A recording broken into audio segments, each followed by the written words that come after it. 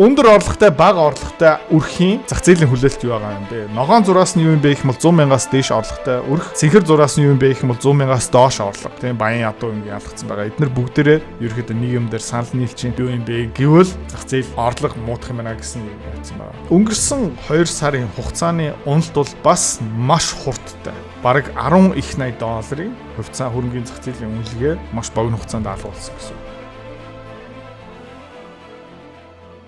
Трамп Орос Украинд дайн дуусгах чадаагүй. Трамп Хятадуудаа эхлүүлсэн худалдааны дайн шийдэгдээгүй байна. Улам ширүүцээд байна. Трамп ажилгүйдлийн төвшин бууруулж чадаагүй. Тэгээд Трамп юу хийж чадсан юм бэ? За энийг жоохон ярьчээ. За тэгээ хөрөнгөний зах зээл дээр энэ хүмүүс хэрхэн хүлээж авч байгаа юм бэ? Хөдөлмөрийн зах зээл, валют, олон улсын хөрөнгөний зах зээл дээр Трампын үйлдэлүүд хэрхэн нөлөөлж байгаа юм бэ? Хэдүүлээ өнөөдөр хальт дүгнээд харцгаая. За Трампын нэг маш том амжилт нь юу юм бэ гэх юм бол хууль бусаар цагаачдууд Америк руу нэвтэрч байгаа нь бараг таг зогссон. За энэ тоо юу үзүүлж байна гэх юм бол өнгөрсөн жилийн 3 сард хитэн хүмүүс хил дээр баривчлагдсан бэ гэх юм бол жилийн өмнө 137 мянган хүн. Окей. Хэрэг юм бэ гэх юм бол дархан эрдэнтээс илүү олон хүмүүс тэнд баригдсан гэсэн үг. За энэ жилийн 3 сард 7 мянга хэдүүгээр буурсан бэ гэх юм бол 95% буурсан. Одоо бараг алга болсон байгаа гэсэн үг. За.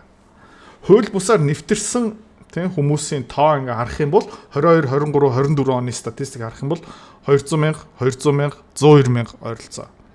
За, гинт 11,000 руу буурсан. За, бараг алга болсон гэсэн үг. Тийм.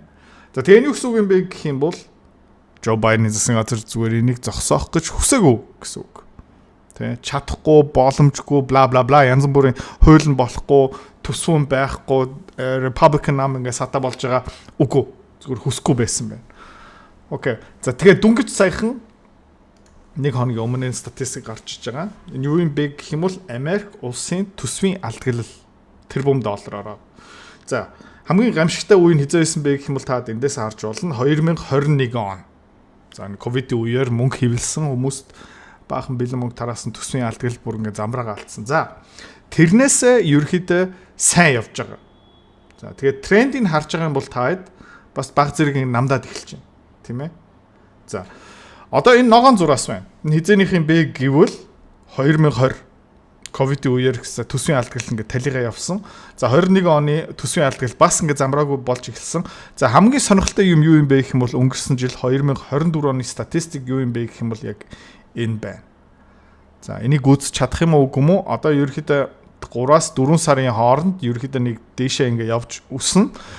Тэгээд энэ Elon Musk-ийн хийж чадж байгаа юм тий Trump-ийн янз бүрийн энтэнд бүсэж хангалаад татврын орлого ерөөхдөө жоохон өсөж байгаа юм байгаа. Тэгээд нэмээд хэрэггүй зарлуудаа хэрэг хэмж чадж байгаа юм бэ гэх юм бол тий баг зэрэг сайжраад эхэлж байгаа юм байна. За тэгээ энийг хідүүлээ сайн арах хэрэгтэй. Яг гэх юм бол энээсээ болж хөрөнгө оруулагчны итгэл тий хөрөнгөний зах зээл за тэгээ энэс болж бас нөгөө олон улсын зах зээл дээр хилцэл хийх чадвар нь сайжрна эсвэл муудна гэсэн үг. Яг гэх юм бол төсвийн алдагдлал ихтэй байна гэдэг чинь хилцэл хийх хөшүүрэг алгуулна гэсэн үг. За хүүгийн төвшин ерөөхдөө өсөөр явж байгаа. Тэ өнгөрсөн хэдэн саруудад за юу харуулж байна гэх юм бол он гарахаас өмнө эрх барих үедээ ер нь бол тэ 30 жилийн хугацаатай байрны зээл хэд байсан бэ гэх юм бол Монголд яг адилхан 8% хүүтэй болцсон. Одоо 7.5. Окей. За монголчууд хэдүүлээ тийм энэ тэнд ингээд судаа явах юм бол 6% хүүтэй 30 жил 20 жилийн байрны зээл олдож байгаа юм байна. За нэг гоё юм монголчууд Америкчуудаас хямдхан орон сууцны зээл олох боломжтой. Окей. За хэсэг хугацаанд 7% руу буурсан одоо буцаага 7.5. Яагаад тэгж байгаа юм бэ гэх юм бол олон улсын хөрөнгө оруулагч, дотоодын хөрөнгө оруулагч юу хийж байна гэх юм бол Америкийн засгийн газрын бондыг зарж байгаа. Энүүгээрээ дамжуулаад ерөөхдөө хүүгийн төвшин өсөд байгаа. Тэгээд ер нь бол Америкийн хөрөнгөний өмчлөлт юм бэ. За 18.5 их $80 тий Америкийн хувьцаа хөрөнгөний зах зээл 18.5 их $80. Хөрөнгөний зах зээлийн ойролцооны 20% гадны хөрөнгө оруулагч эзэмшдэг юм байна. За 7.2 их $80 Америкийн засгийн газрын үнэт цаас одоо bond treasury гэсэн үг. 30% нь гадаачууд эзэмшдэг юм байна. За тэгээ Америкийн тэг компаниудын гаргасан зээл одоо компаниудын гаргасан бондын 4.6 их $80 бас гадаачууд 30% Энэ их үү багуу. Тэгээ нэх сүртэй их биш. Энэ ерөөхдөө явандаа өснө. Хизээ өсөх юм бэ гэх юм бол өмнө зөндөө ярьж ирсэн Япон, Европын зах зээл муудаад ирэхээр ерөөхдөө мөнгө ийшээ зүхтнаа. Компаниудад зээл олгон, компаниудын хувьцаа бас Америкийн засгийн газрын юу. За тэгээ сүүлийн үед тий юу гайхалтай байсан бэ гэх юм бол хөрөнгөний зах зээл унжаах үед бас энэ бондын зах зээл унж исэн. Ерөөхдөө Дональд Трамп баг нь хүсээгүй үр дүн гарч исэн. За тэгээд Америкийн засгийн газрын бондыг хэн зарж исэн бэ гэвэл энэ чартаас харж болно. Хөөе энэ хүмүүсийн бүтэхгүй тайлмайл нь сонс харах гоё те. Урд ч нэг хүн альтраад унчих юм бол хаяа энийхээс ороагүй байдаг. Тийм мэдрэмж төрж байна. Харин чиний тайлна хэрэг. Чи хизээ санхүүгийн аюулгүй байдал эрхчлөөнд хүрэх юм. Өнгөрсөн жилийн цалингаараа чи мөнгөө чиний төлөө ажиллаад эхэлсэн юм уу? Эсвэл зүгээр хүмүүсийн бүтэхгүй юмыг хараад баясаа суугаад байгаа юм. Бод. За, өргөжлүүл. Окей. За, гадаадчууд тий бондоо нэг эрчтэй зараагүй. Окей. Сүртэй зараагүй. Хин зараад байсан бэ гэх юм бол Америкчууд өөрөө зарж исэн. Окей. Америкийн дотоодын тий хөрөнгөний зах зээлийн итгэлийн буураад тэгээ Америкийн хөрөнгө олтын сан, Америкийн хөрөнгө оологч, Америкийн ерөнхийдөө засгийн газрын бонд эзэмшиж байгаа хүмүүс ерөнхийдөө өнгөрсөн хэдэн саруудын хугацаанд зарсан байгаа. За. Энэ юунаас болж байгаа юм бэ гэх юм бол хэвлэл мэдээлэл паник гэх мэтчлэн. Гадаадчууд ерөөсөө зараагүй юм байна. Яг гэх юм бол бас нэг сүртэй сонголт байхгүй байхгүй юу? Мөнгө хаашаа их юм? Европ байшуулах юм уу? Араб байшуулах юм уу? Японд байшуулах юм уу? Хятад байшуулах юм уу? Үгүй.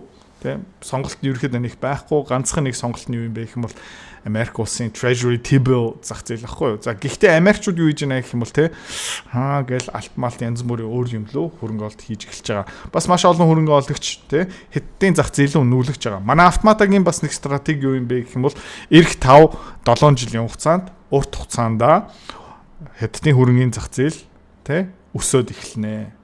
Тэ одоо энэ худалдааны дайн 1 юм 2 жилийн дараа шийдэгдэнэ. За тэгээ эдийн зах зээл угаасаа дэлхийн тэргүүлэгч зах зээл болно хизээ юм бэ гэх юм бол 2030-32 он. Тэрнээс урьдчилаад би өөрөө хувьдаа тэгээ би өөрийнхөө хүүхдүүдийнхээ хуримтлын мөнгөө бас автоматагийн урт хугацааны хөрөнгө олтын багц дотор баг зэрэг тийм хэдтийн топ компаниудын хувьцаа орсон байгаа. Тэг ямар компаниудын хувьцаа орсон байгаа юм бэ гэх юм бол Америк руу экспорт гардаг компани юусэн биш. Зүгээр Аз буюу хэдтийн зах зээл дээр ашиг олдог компаниуд. Alibaba, JD гэх мэт шин. Эдгээр ерөөхдөө Америк руу ерөөсөө экспорт гаргадаг. Тэгээд бас Америкийн амжилттай хэдэн компаниудын хувьцаа байгаа тийм. Tesla компани. Тэгээ Optimus роботыг хүлээж байгаа. Тийм. За. Тэгээ Америкийн дотоодын зах зээлийн судалгааны дагуу ингээ харах юм бол ард иргэдэд одоо энд юу харж байна гэх юм бол 90-ад оноос ахуулаад 25 оны 1 сар хүртэл судалгаа явж байна. За, эх 5-аас 10 жилийн хугацаанд инфляц хэр байх юм бэ? Эх 12 сарын хугацаанд инфляц хэр өндөр байх юм бэ? Ард иргэдэд ямар судалгаа, ямар таамаг өгж байна гэх юм бол инфляц эх жилдээ өсөх юм байна. 5-аас 10 жилийн хугацаанд бас инфляц өсөх юм байна. Засгийн газар маань мөнгө хэвлэх юм байна. Миний өнөөдрийн мөнгө жилийн дараа 5 жилийн дараа хамаагүй бага юм худалдаж авах юм байна гэсэн одоо итгэл муутай байна. За. Тэгээ хүмүүс тий өрхийн орлого хэр байх юм бэ? Өсөх юм уу, буурах юм уу? За. Энд юу хамгийн томоор унсан түүхэн жишээ юу юм бэ гэх юм бол 2008 оноос 2010 оны хооронд бараг хүмүүс бүгдээрээ ирэх жилдээ манай өрхийн орлого өсөхгүй буурах юм байна гэсэн судалгааны мэдээлэл өгсөн байна. Ковид үеэр бас айгүй хурдтай ингээ навс унтсан. Тэгээ буцаагаад босоод ирсэн л те. Тэгээд ерөөхдөө өнгөрсөн жил ганцхан одоо нөгөө Трамп хийсэн үйлдэл ерөөсөө биш. Энэ бас нөгөө Жо Байдены үед бас ингээ буураад эхэлсэн. Хүмүүс ерөөхдөө баг зэрэг эдийн засагтаа итгэхэ болцсон. Ерөөхдөө 2008-9 оны Яралт хүрсэн байгаа. Хүмүүс ерөөхдөө эр хэдэн жилүүдэд миний орлого сүртэй өсөхгүй юм байна манай өрх. Тэ. За. Энэ ерөөхдөө айц хүрэхээр статистик. Юу юм бэ гэх юм бол компаниудаас асуусан. Окей. За. Тэгээд ерөөхдөө компаниуд ямар ажиллах юм бэ? Амжилттай ажиллах юм уу, дампуурах юм уу, ашигтай ажиллагаа нь өсөх юм уу? Ард ирдээс асуусан бол 2008-9 онд ерөөхдөө муудах юм байна гэсэн хүмүүс одоо бараг нэг 40-50% нь муудах юм байна гэсэн судалгаа бүгэлсэн байна. За, өнгөрсөн жилийн хугацаанд тэр 20% нь ерөөхдөө бизнес муудах юм байна гэсэн бол одоо бараг 60-70% лөө өсөө явж байна.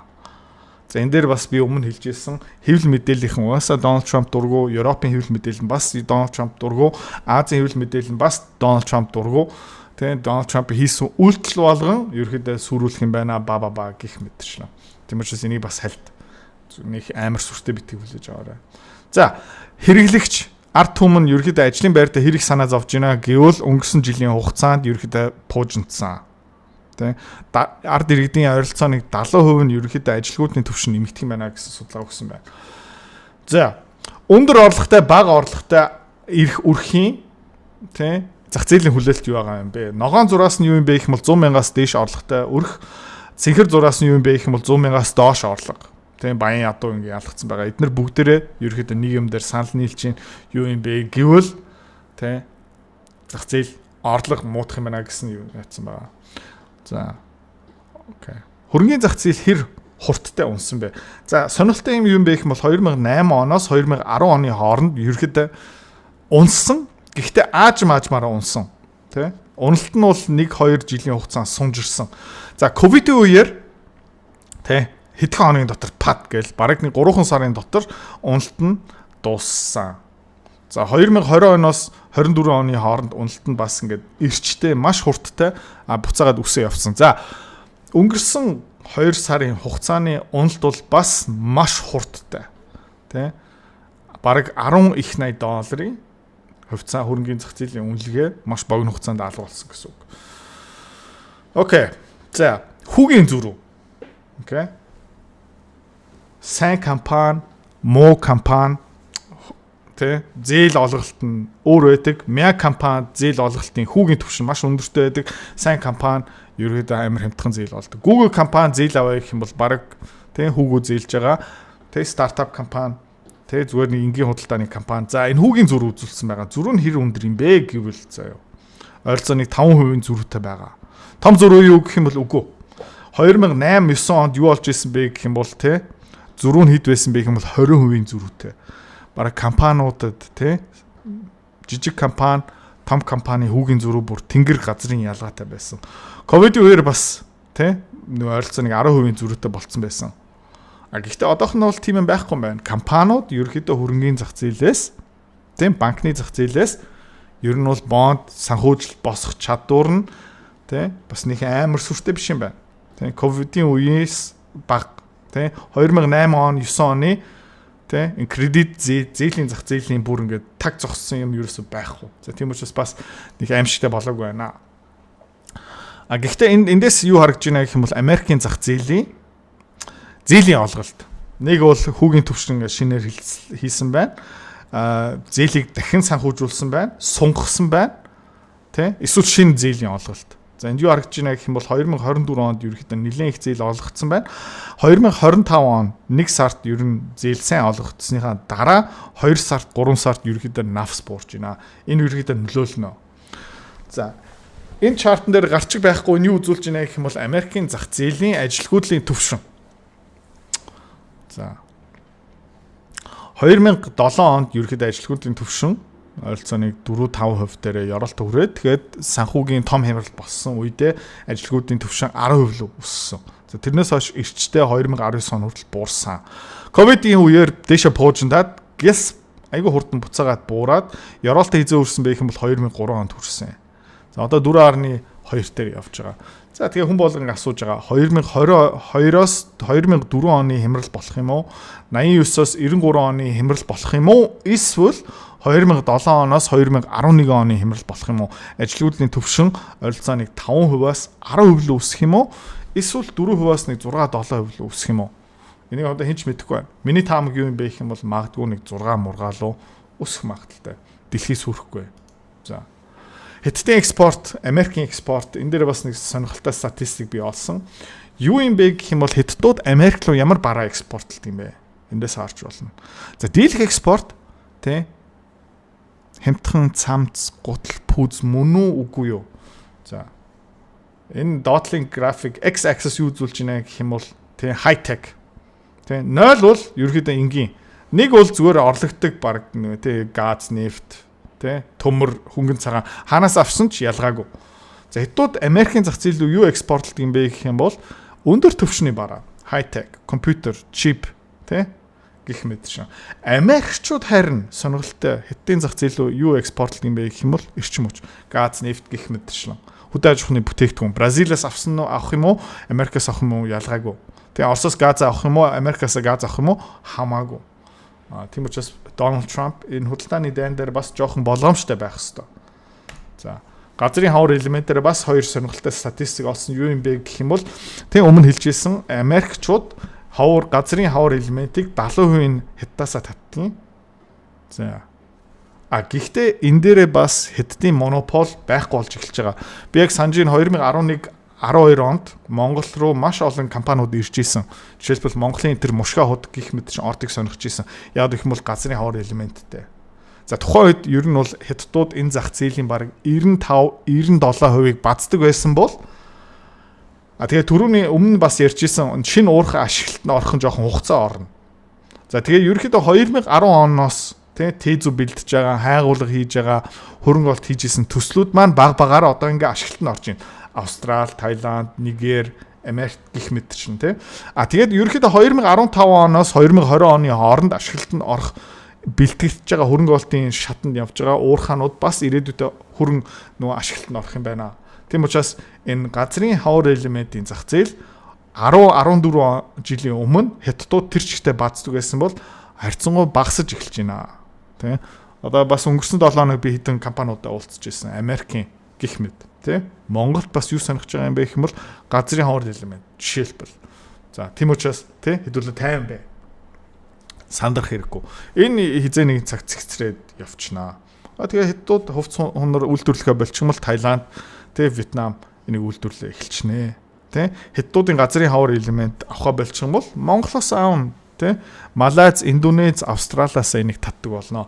Жохон хугацаа хэрэгтэй. Гэхдээ эрэлт байгаа юм бол, зах зээл байгаа юм бол, тэ капитализм юу хийдэг юм бэ гэх юм бол хэрэгцээ, худалдаа авалтын, тэ бараагийн нийлүүлдэг, тэ түүхийдийг нийлүүлдэг, тэг үйлчлэгийг нийлүүлдэг. Тэгэл нэг 2-3 жил магадгүй жоохон доктортой байх магадaltaй. Гэхдээ дэлхийн сүрх хэмжээний мэдээлэл одоохондоо алга байна. Тийм учраас хэдүүлээ тайвшир.